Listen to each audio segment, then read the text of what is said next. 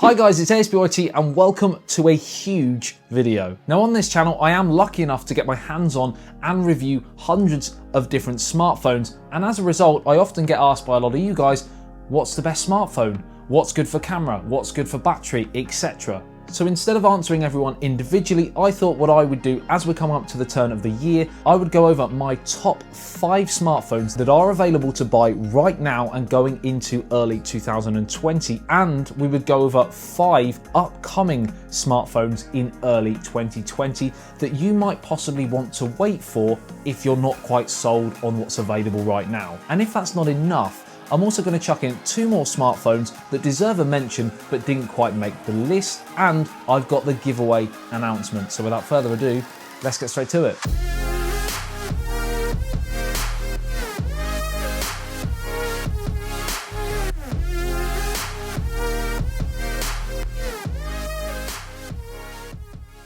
Right, now you may or may not have seen my video a couple of weeks ago on my top 7 smartphones that you might never have known existed. The underdog story, if you will, the non-flagships that didn't get the limelight they deserved, and I strongly recommend you watching that after this video if you're interested in that. But in today's video, it's all about the big hitters. They will range in price, but they all have a big reputation. So straight into it, the first phone on the list is the latest in a series which is often referred to as the pinnacle of the Android smartphone world. No compromises, full-featured, pure, unadulterated flagship. It is, of course, the Samsung Galaxy Note 10 Plus. Now, for the first time with the Note 10, they actually split the device into 2 tiers, a move that at the time, and still now, I didn't and don't think is a great idea. But outside of that, and the fact that they didn't increase the display refresh rate from 60Hz to match the likes of Oneplus and Asus and Realme, this phone is true beast. Snapdragon 855 or the in-house Exynos 9825, up to 12GB of RAM, 512GB of storage, and a micro SD card slot for additional external storage. It's got an industry-leading 6.8-inch Quad HD Plus dynamic AMOLED display, a hefty 4,300 mAh battery capacity with wireless charging, power share, and up to 45 watts fast charging, which is crazy quick. Great stereo speakers, IP68 water and dust resistant, and a camera that, while not the best in every situation, performs very solidly across the board and gives you great customization that will suit a lot of people. It's also the only real solid device on the market that comes with stylus integration. The S Pen allows you to control music, take photos, and much, much more, all with the stroke of a pen or an air gesture, which, as I stated in my launch video over in New York, I'm not a massive fan of. You also have the added bonus of DeX compatibility, so if you want to hook your phone up to a monitor for that almost full office experience, you can do that. One final feature that's a little bit bittersweet for me is software. I love Samsung's One UI, what they've done with it, how they've changed it from recent TouchWiz, etc. is brilliant. But with all Samsung devices, they are late to upgrade that software. The Note 10 range launched almost at pretty much the same time as Android 10, yet it launched with Android 9, and you won't be seeing Android 10 until probably spring in 2020 if other Samsung devices are anything to go by. So it's a beautiful looking phone, and if you don't mind the punch hole cutout or the substantial price tag, it's a full feature powerhouse that's really hard to argue against. Next up is the latest and greatest from a company who kind of started up as a bit of a cult brand, with a focus to deliver the best possible smartphone for the best possible price, to change the status quo in the industry, shake things up and upset the apple cart with the big boys. I am of course talking about Oneplus. Some years on and the landscape has changed slightly for them, as with a continuous rise in price, they can no longer really be classed as a flagship killer, but there's one thing for sure, they now make killer flagships. Yeah, flagship killer. Yeah. So in this video, I am of course talking about the OnePlus 7T Pro, but it's the McLaren edition we've got here, which is the pinnacle.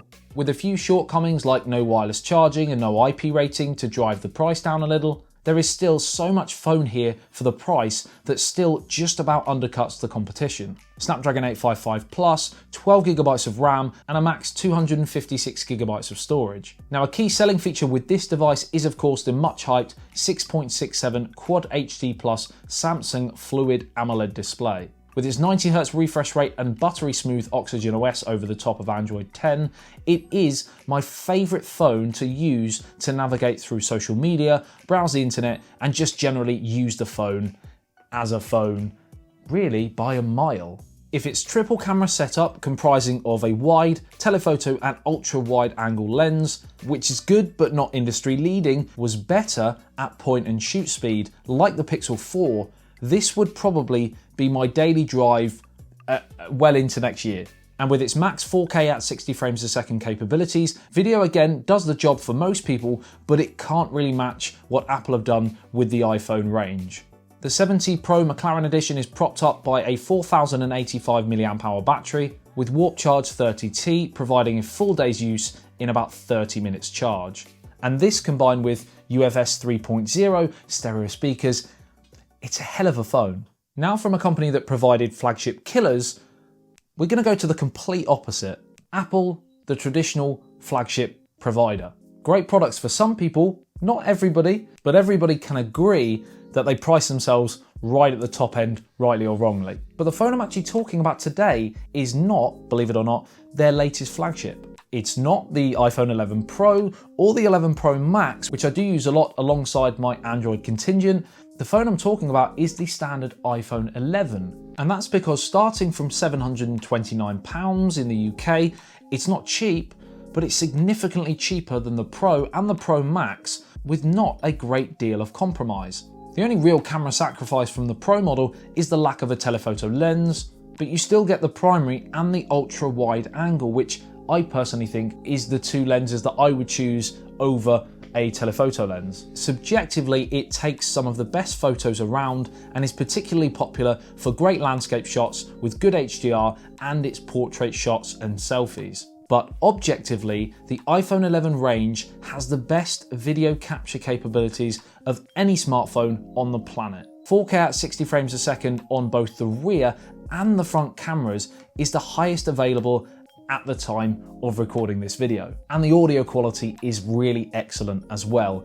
If you are a pro videographer and you're looking to add some quick shots using just your smartphone, if you don't have your proper DSLR, for example, on you, then can't look past the iPhone 11 range for that need. The battery is also pretty respectable, not as good as the Pro and certainly doesn't match the insanely good battery of the Pro Max. But again, for a standard day's use, it usually gets me comfortably through the day. The weakness in battery over the Pro and Pro Max is mainly down to the fact that the phone has an LCD panel and not OLED like its more expensive brothers / sisters. We're, an equal rights channel after all. So because it's LCD, the backlight is always on, even when parts of the display are showing black. So for the fact the screen is LCD and only a 1792 by 828 resolution is probably the phone's biggest weakness for me. It's probably not a deal breaker for large portions of the average consumer, but if you are a pixel peeper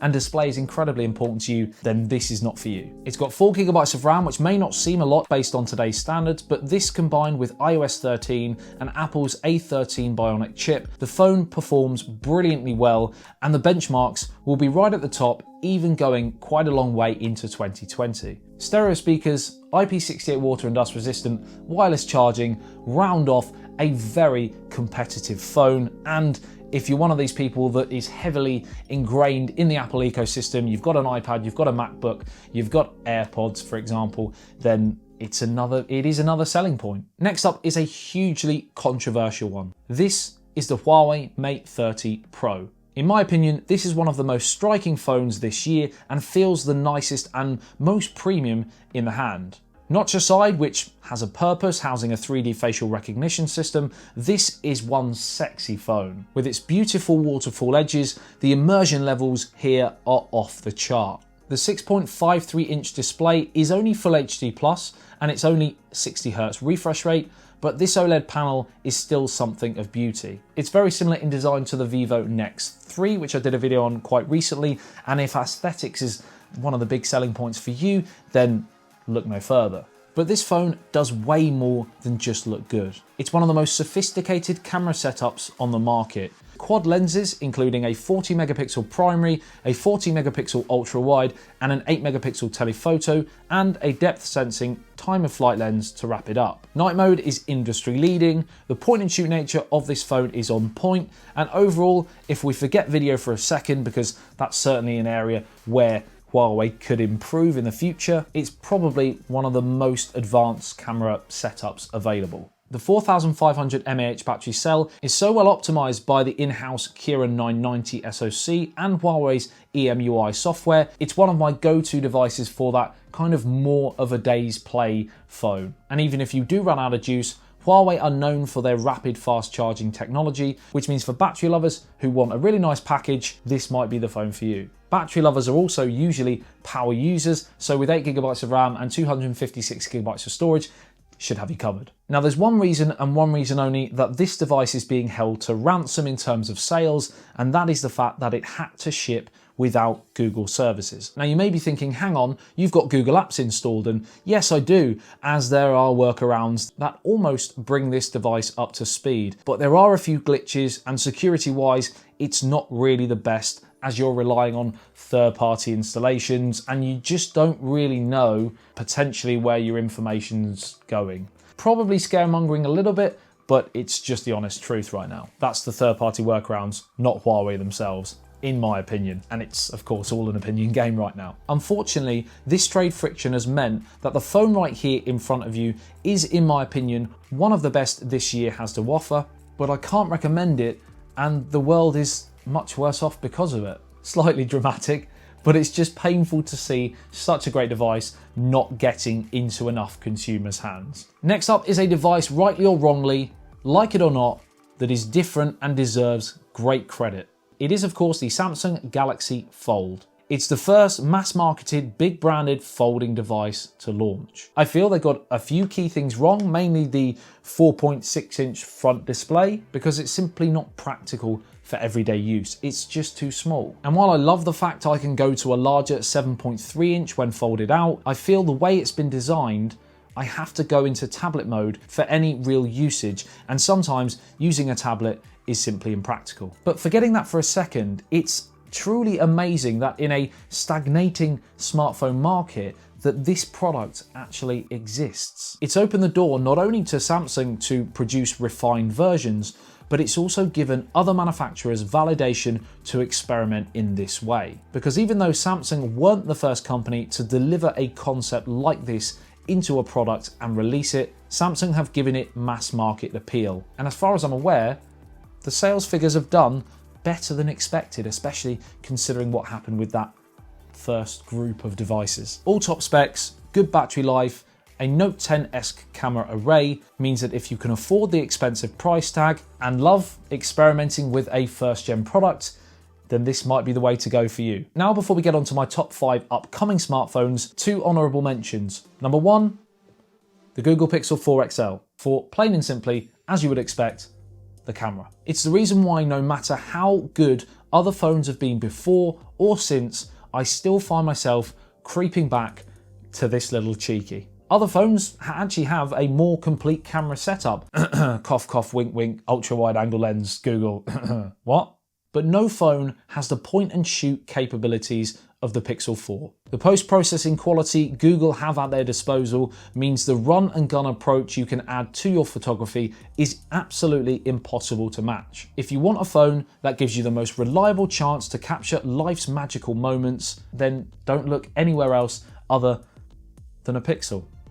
Seriously, Google, on your next device, all you have to do is create a phone that has this camera, add an ultra-wide angle lens, give it a battery which matches other flagships that are around in 2020, and just fix up that design and bring it into 2020 just a tiny bit, and your sales will literally go through the roof. It's so frustrating watching Pixel launches. The potential is so big and it just hasn't happened. The second honourable mention goes to the Realme X2 Pro. In the short time I've had hands-on with it, and knowing the specs it offers means the product you get for the price is absolutely insane. Snapdragon 855 Plus, 12GB of RAM, 90Hz AMOLED display, quad camera, 4000 mAh battery, 50 watts fast charging, all for around $300 to $400. It's absolutely redonkulous. And that's not a word. It is now.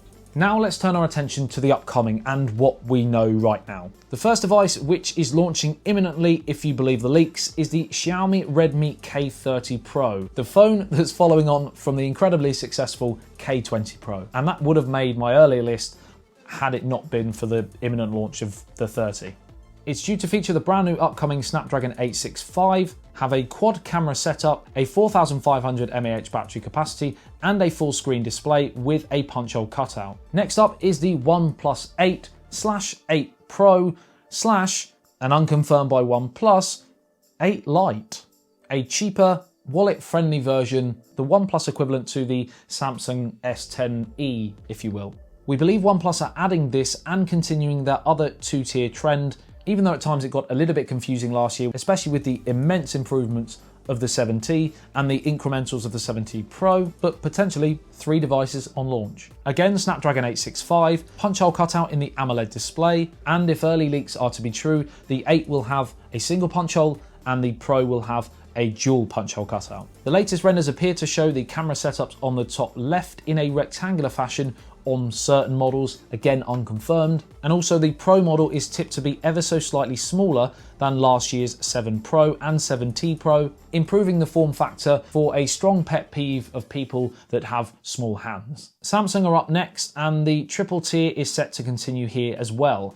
S11, S11 Plus and the S11e, with the max capacity of the Plus model expected to reach 5000 mAh, expect a powerhouse. We are due to see a larger battery across the board from the S10 range, so expect a larger, chunkier phone as a result. Something else that will be larger is the camera sensors, with an exclusive custom sensor already in the works, potentially exceeding what we've seen on the Xiaomi Mi Note 10 that just got released. Expect a real step up in camera performance from Samsung. With all the top 2020 specs, also expect Samsung to skip the 90Hz and go straight to 120Hz in their display technology, which in my opinion is a real must considering they were a little bit behind last year in that.